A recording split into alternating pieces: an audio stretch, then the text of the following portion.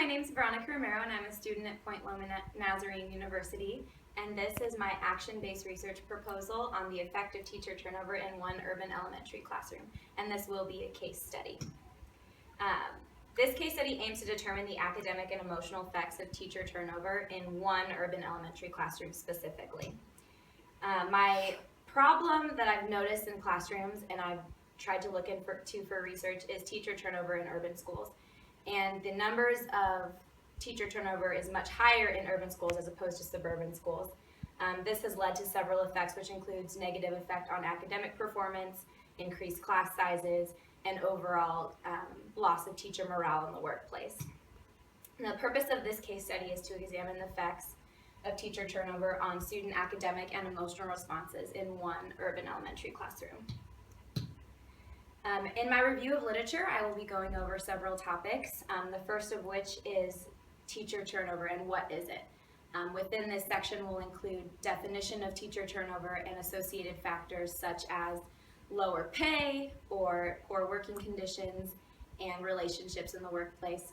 Oftentimes new teachers feel that they have a lack of support and a lack of professional development and are often unprepared when they go into their first classroom. How does it affect students? Within the first 3 years of teaching, most new teachers leave the school that they are at or leave the profession altogether. Now this primarily has been focused on an academic standpoint. I'm going to aim to look at it from academic and emotional standpoint as well. Turnover in urban schools is much higher than it is in suburban schools, and partially it is because there is a more difficult student demographic in terms of behavior or socioeconomic factors. There's a lot higher lack of parental involvement, which affects the students in class and at home. And also, as I mentioned before, studies have shown that in urban schools there is a lack of funding for professional development opportunities, which leaves teachers feeling isolated and unsatisfied with their line of work. I'll also be looking into long-term visiting teachers and student teachers as sort of a substitute for positions left empty due to teacher turnover.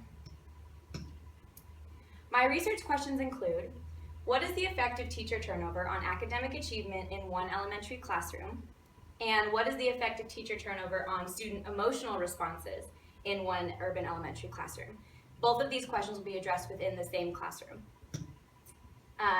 This is a case study, and so I will be looking specifically at one class. It's a third grade class comprised of 23 students, 11 boys and 12 girls. 12 of these students are English language learners, and one student has an IEP specifically for ADHD and autism. The ages of the students range between 8 and 9, and 3 students in the class have been retained from last year's class, so they are repeating the grade. This is a Title I public school located in Southeast San Diego, and school-wide there is a free breakfast and lunch program provided to all the students based on socioeconomic classifications. For my data collection, I will be collecting data from this specific class in one 16-week period, broken into bi-weekly visits to the classroom. So from January through April of 2015, I'll be looking at academic information and data, as well as emotional survey-based data. So under the academic category, I'll be looking at their DRA reading level. Third graders should be reading at a DRA 30, so I'll be looking at where the students stand in that, as well as 3 formal math assessments. For the emotional, I'll be using a modified Likert survey for the students, which will be given an initial survey and a final survey. Field notes will be collected every 2 weeks when I will visit the classroom and observe the teacher. And research may later include interviews with parents, interviews with fellow staff, and interviews with returning teachers. Observational journals and field notes will be kept by me as the researcher. And again, as I mentioned, I will be looking at DRA level scores, writing samples, math module assessment scores, and a modified Likert student survey. Any information from prior of my 16-week period, I will be collecting that data from the classroom teacher, and I'll be comparing the data from the previous teacher, the researcher, which will be myself, and the teacher to come in January. I chose to do this case study because I have been the primary teacher for this third grade classroom for the last 4 months, and my master teacher from when I did my student teaching will return in January to take the class through the rest of the year.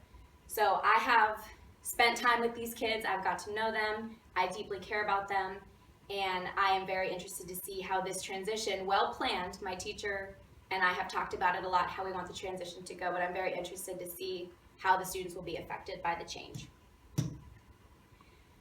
In order to keep the information confidential, I will be giving each student an ID number for data tracking purposes. They'll all be randomly assigned a number 1 through 23, and that is the information I'll be referring to when I bring them up at all in the research study. All of their information, be it survey data or academic data, will all be kept on a password-protected computer.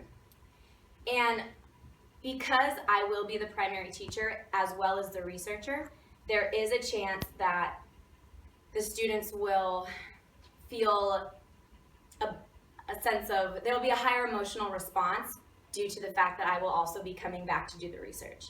So that is something that I've included in my ethical considerations. This is a graph that shows the student demographic within the class. I have 3 major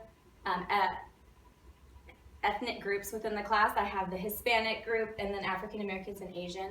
Within the group I have 7 boys and 6 girls that are of the Hispanic population. I have 3 African American girls and 4 African American boys, 2 Asian girls and 1 Asian boy. And this data can also be found within my formal presentation as well.